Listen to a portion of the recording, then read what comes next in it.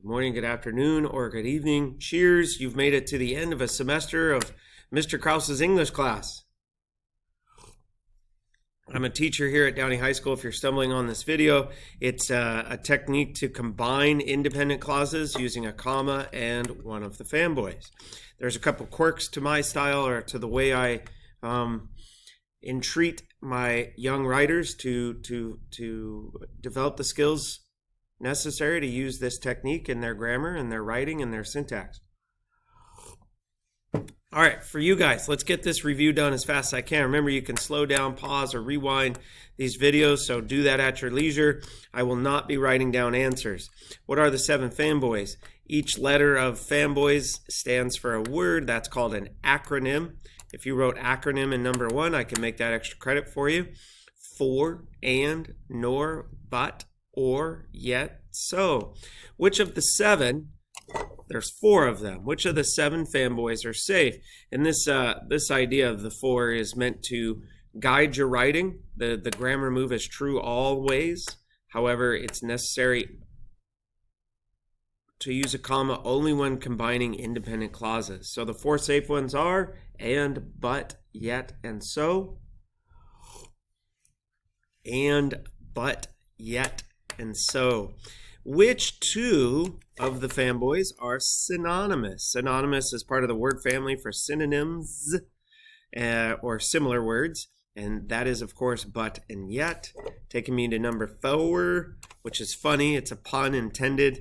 What fanboys is synonymous with because? In other words, it's not one of the safe ones. Hint, hint, wink.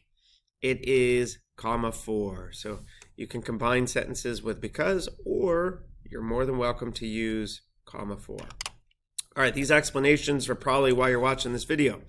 Why is this comma and right here that's occurring? Why is that correct? Well, let's take a look. Summer is my best season. That sounds like a sentence or an independent clause. Love it if your answer says independent clause. And then right after it, I want to look for that noun or pronoun right there, and I find one.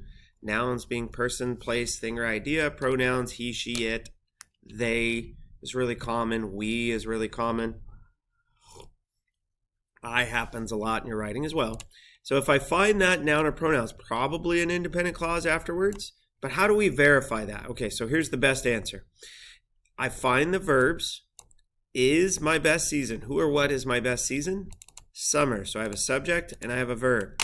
I go after the end. Do I have a subject and a verb again to verify that it's an independent clause? Make is the verb. Who or what makes the best? I. So I have a subject and a verb right after the comma fanboys move.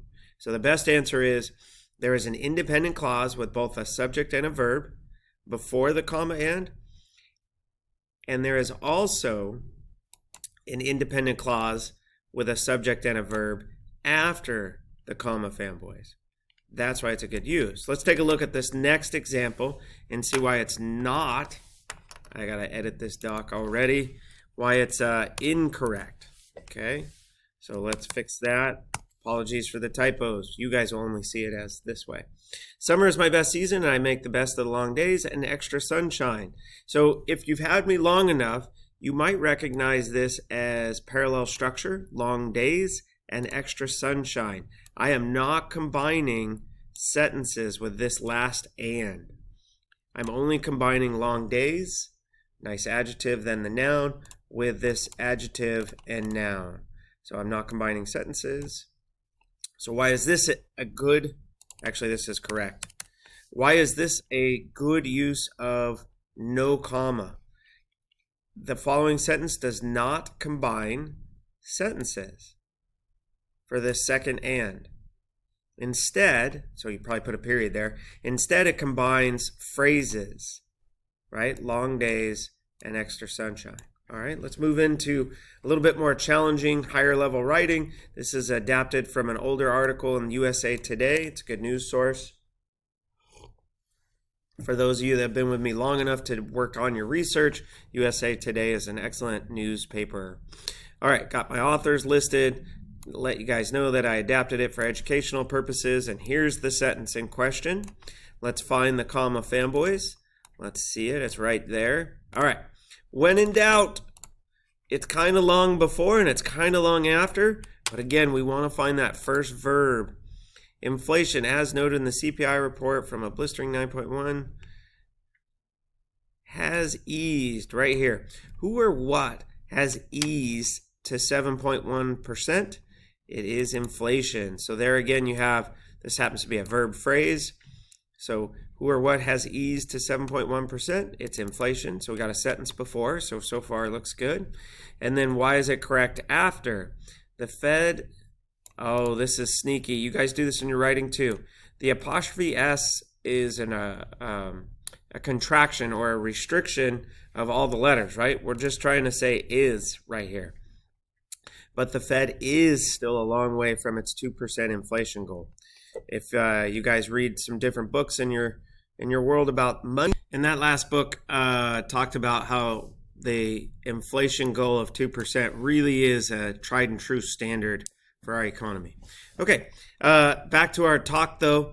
The who or what is still a long way from its 2% inflation goal? The Fed. So we have a subject and we have a really sneaky verb right there. So again, while the sentences are long, while it's a long compound sentence, before the comma but, there is an independent clause, as well as there is an independent clause after the comma but.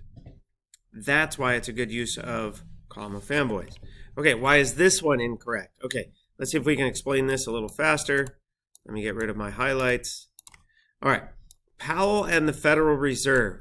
Is there a sentence before the comma and here? There is not.